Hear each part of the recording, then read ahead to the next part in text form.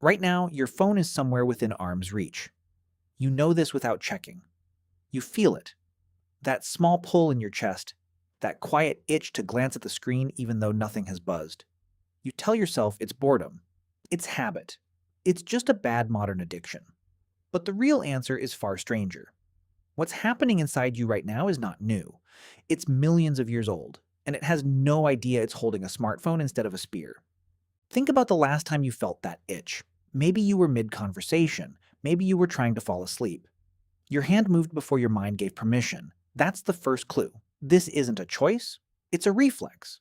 To understand where that reflex came from, go back roughly 2 million years to a version of you standing in tall grass on the African savanna, scanning the horizon for movement. Your ancestors were not the strongest animals on that landscape. What kept them alive was quieter, relentless vigilance. A brain that never fully relaxed, tuned to notice the smallest flicker of change, because that flicker might be a predator, might be food, might be danger. The humans who checked their surroundings constantly survived. The ones who didn't get to pass on their genes.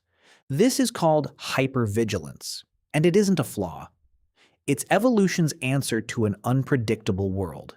Every time your ancestors scanned and found nothing dangerous, their brain gave them a small hit of relief. Every time they found something useful, it gave them a hit of reward. Scanning became compulsive. Scanning became survival. Fast forward. 2 million years of evolution. 1 decade of smartphones. Your brain hasn't updated its software. It's still running the same scanning program. Except now the horizon isn't grass and sky. It's a 5-inch screen. Neuroscientist Robert Sapolsky has spent decades studying stress and reward in primates, and one finding is strikingly relevant here. Dopamine, the brain chemical tied to pleasure, spikes hardest not when a reward arrives, but when a reward is uncertain.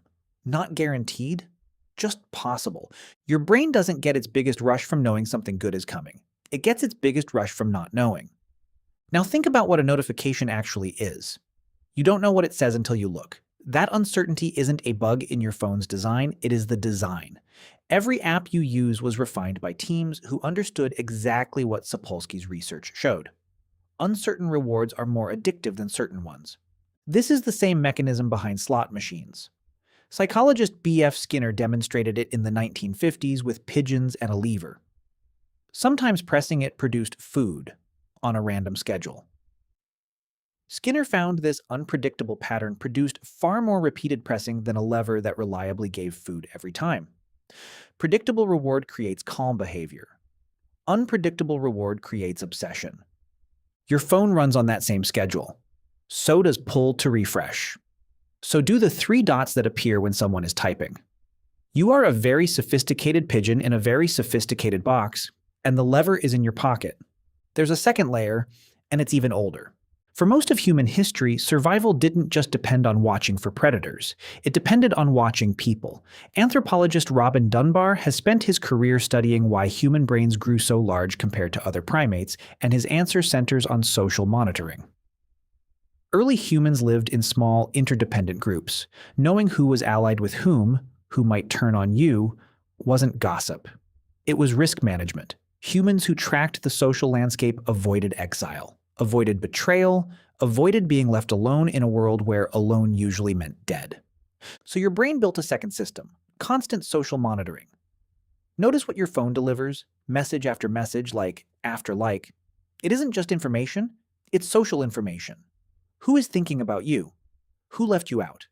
Every check of your phone is that ancient system firing exactly as designed, just aimed at a screen instead of a campfire. Here's the unsettling part. None of this requires a personal failing. Every person checking their phone 100 times a day is running 2 ancient survival systems exactly as built. Environmental scanning for danger, social monitoring for belonging. Both worked beautifully for 2 million years in a world of grasslands and small tribes.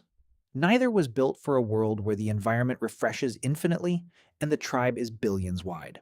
Psychologist Larry Rosen, who studies technology and anxiety, has documented anticipatory anxiety around phone separation. a measurable stress response that builds within minutes of being away from your device. Heart rate increases. Attention fragments. It mirrors the stress response your ancestors felt, losing sight of their group in unfamiliar territory. Your body isn't overreacting to a missed notification. It's running the oldest alarm system it has, and that alarm can't tell the difference between losing your tribe on the savannah and leaving your phone in another room. So what do you do with this? Not guilt. Guilt doesn't change ancient wiring. Understanding does. Think about how casinos are built. No windows, no clocks, every cue removed that would tell your body it's time to stop. Your phone follows the same blueprint. Infinite scroll removes the natural stopping point a page would give you. Autoplay removes the moment you'd have to decide to keep going.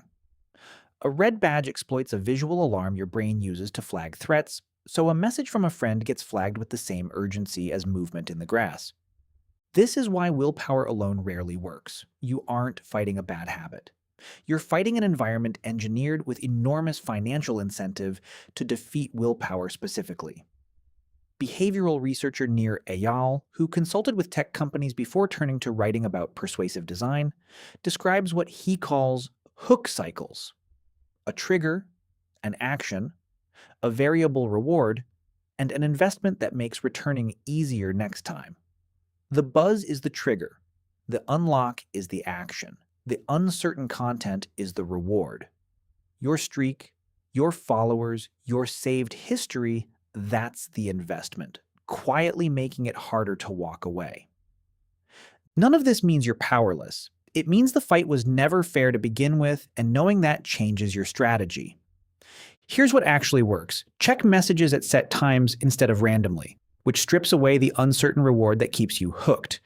Feed the social monitoring system what it actually evolved to want: real conversation, a face, a shared meal, not a notification count. And notice the small gaps, the line, the loading screen, the pause between tasks, because those gaps are where the itch is loudest.